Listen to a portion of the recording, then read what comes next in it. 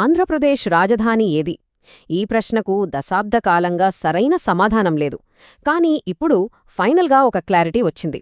అమరావతినే ఏకైక రాజధానిగా ఫిక్స్ చేస్తూ ఒక కొత్త చట్టం వచ్చింది. అసలు ఈ చట్టం ఎలా వచ్చింది?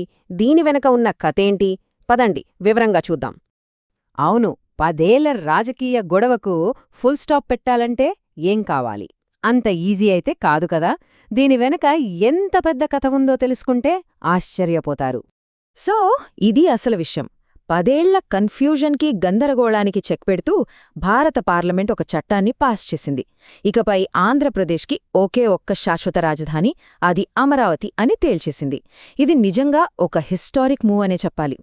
రైట్, ఇక మొదటి విభాగానికొచ్చేద్దాం. రాజధానిని ఫైనల్గా ఎలా ఖరారు చేశారు? ఈ 2026 సవరణ బిల్లు గురించి కొంచెం డీప్గా అర్థం చేసుకుందాం. ఓకే, ఈ బిల్లు సంగతేంటో ఒక్కసారి సింపుల్గా చూద్దాం. దీని పేరు ఆంధ్రప్రదేశ్ పునర్వ్యవస్థీకరణ సవరణ బిల్లు 2026. ఇది దేని మార్చింది? 2014లో వచ్చిన విభజన చట్టాన్ని. అసలు పాయింట్ ఏంటంటే అమరావతినే ఏకైక పర్మనెంట్ రాజధానిగా ఫిక్స్ చేసింది. ఇంకో ఇంట్రెస్టింగ్ విషయమేంటంటే ఇది జూన్ 2, 2024 నుంచే అమల్లోకొచ్చినట్టుగా, అంటే రెట్రోస్పెక్టివ్గా దీన్ని పాస్ చేశారు. లోక్సభ, రాజ్యసభ రెండూ వాయిస్ ఓటుతో ఫాస్ట్గానే ఆమోదించేశాయి. అసలు ఈ మార్పు ఎందుకంత ముఖ్యం? ఇక్కడ చూడండి, 2014 చట్టంలో ఏముంది? హైదరాబాద్ 10 ఏళ్ల తర్వాత తెలంగాణ రాజధాని అవుతుంది, ఆంధ్రప్రదేశ్కి ఒక కొత్త రాజధాని ఉంటుంది. అంతే. ఆ కొత్త రాజధాని ఏదో చెప్పలేదు. చూసారా ఎంత గ్రే ఏరియా ఉందో? కానీ ఈ కొత్త సవరణ ఏం చేసిందంటే ఆ గ్రే ఏరియాని తీసేసి ఆంధ్రప్రదేశ్ రాష్ట్రానికి అమరావతి కొత్త రాజధానిగా ఉంటుంది అని క్లియర్ కట్గా చెప్పేసింది. ఆ ఒక్క పేరు చేర్చడమే ఇక్కడ గేమ్ చేంజర్. సరే, ఇంత క్లియర్గా చెప్పాల్సిన అవసరం ఎందుకొచ్చింది? ఎందుకంటే గడిచిన 10 ఏళ్లలో రాజధాని విషయంలో జరిగిన రచ్చ అంతా ఇంతా కాదు. ఆ కల్లోల ప్రయాణమేంటో చూద్దాం రండి. గత 10 ఏళ్ల కథని ఒక్కసారి చూస్తే 2014లో రాష్ట్రం విడిపోయింది. హైదరాబాద్ 10 ఏళ్లపాటు ఉమ్మడి రాజధాని అన్నారు. 2015లో టీడీపీ ప్రభుత్వం అమరావతిని ఫైనల్ చేసి ల్యాండ్ పూలింగ్ మొదలుపెట్టింది. అంతా బాగానే ఉందనుకుంటున్న టైంలో 2019లో సీన్ మారింది. వైఎస్సార్సీపీ ప్రభుత్వం వచ్చి 3 రాజధానులు అనే కాన్సెప్ట్ తెచ్చింది. దాంతో అమరావతి పనులన్నీ ఆగిపోయాయి. మళ్ళీ 2024లో టీడీపీ కూటమి గెలిచి 3 రాజధానుల పాలసీని పక్కన పెట్టింది. ఫైనల్గా 2026లో పార్లమెంట్ ఈ చట్టం చేసి ఈ కథకి ఒక ముగింపిచ్చింది. అదండి సంగతి. అసలు ఈ 3 రాజధానుల ప్లాన్ ఏంటి? సింపుల్గా చెప్పాలంటే పరిపాలన ఒకచోట, చట్టసభలు ఇంకోచోట, కోర్టులు మరోచోట. అంటే విశాఖపట్నం నుంచి ఎగ్జిక్యూటివ్ పనులు, అమరావతిలో అసెంబ్లీ, కర్నూలులో హైకోర్టు. ఈ ఐడియా వల్ల చాలా లీగల్ సమస్యలు వచ్చాయి. రాష్ట్రవ్యాప్తంగా పెద్ద ఎత్తున నిరసనలు కూడా జరిగాయి. ఇంత కాంట్రవర్సీ ఉన్న విషయం కదా, మరి పార్లమెంట్లో దీనికి ఆమోదం ఎలా లభించింది? ఆశ్చర్యకరంగా దాదాపు అందరూ సపోర్ట్ చేశారు, ఒక్క పార్టీ తప్ప. అసలు పార్లమెంట్లో ఏం జరిగిందో తెలుసుకుందాం. బిల్లు మీద చర్చ జరుగుతున్నప్పుడు టీడీపీ ఎంపీ లావు శ్రీకృష్ణదేవరాయలు అన్నమాట ఇది: ఈరోజు పార్లమెంట్లో న్యాయం జరుగుతోంది. ఈ ఒక్క మాట చాలు బిల్లును సపోర్ట్ చేసిన వాళ్ల ఫీలింగ్స్ ఏంటో అర్థం చేసుకోవడానికి. బిల్లుకి సపోర్ట్ ఎలా వచ్చిందంటే, టీడీపీ, బీజేపీ ఏమన్నాయంటే ఇది 29,000 మంది రైతులకు న్యాయం చేస్తుందని, రాష్ట్రానికి జరిగిన అవమానాన్ని తొలగిస్తుందని వాదించాయి. కాంగ్రెస్ కూడా ఒక క్లారిటీ లేకపోతే రాష్ట్రం ఎలా ముందుకెళ్తుంది అని అడుగుతూ ఇది రైతుల విజయమని చెప్పింది. ఎస్పీ, బీఆర్ఎస్ లాంటి ఇతర పార్టీలు కూడా సపోర్ట్ చేసే. కానీ అదే టైంలో 2014 విభజన హామీల సంగతి ఏంటి అని కూడా గుర్తుచేసే. మరి వ్యతిరేకించిందెవరు? వైఎస్సార్ కాంగ్రెస్ పార్టీ మాత్రమే. వాళ్లు వాకౌట్ చేశారు. వాళ్ల వాదనలేంటంటే, 1, ఈ బిల్లు ఒక డ్రామా అని, అసలు రాజధాని అంటే ఏంటో సరిగ్గా చెప్పట్లేదని అన్నారు.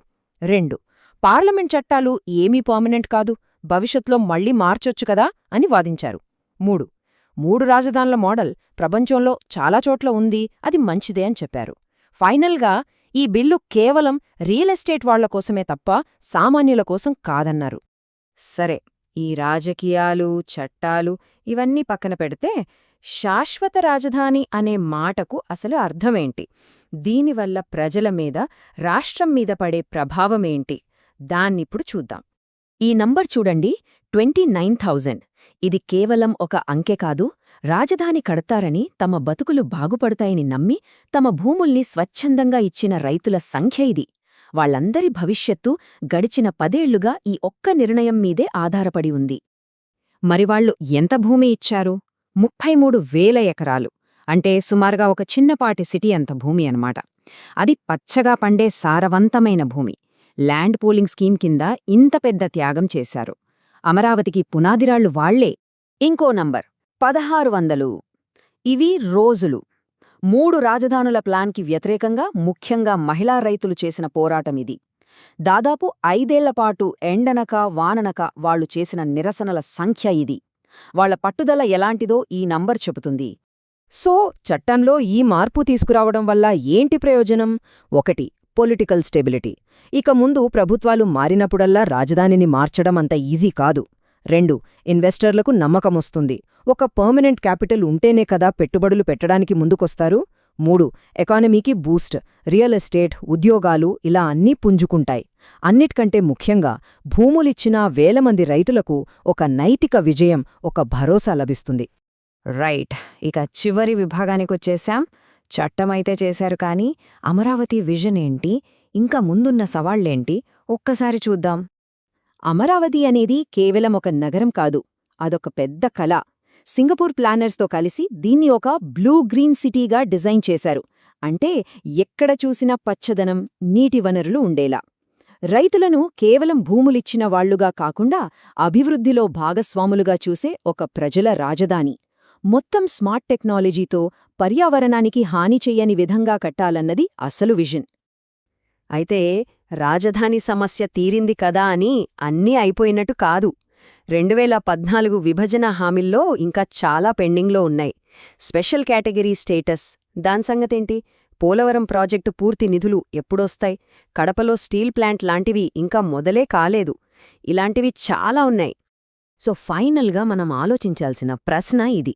రాజధాని ఏదో లీగల్గా తేలిపోయింది, అంతా ఓకే. మరిప్పుడు అసలు ఫోకస్ మొత్తం కాగితాల మీద ఉన్న ఆ గొప్ప విజన్ని, ఆ బ్లూ గ్రీన్ సిటీని నిజం చేయడం మీద పెట్టగలమా? చూడాలి మరి.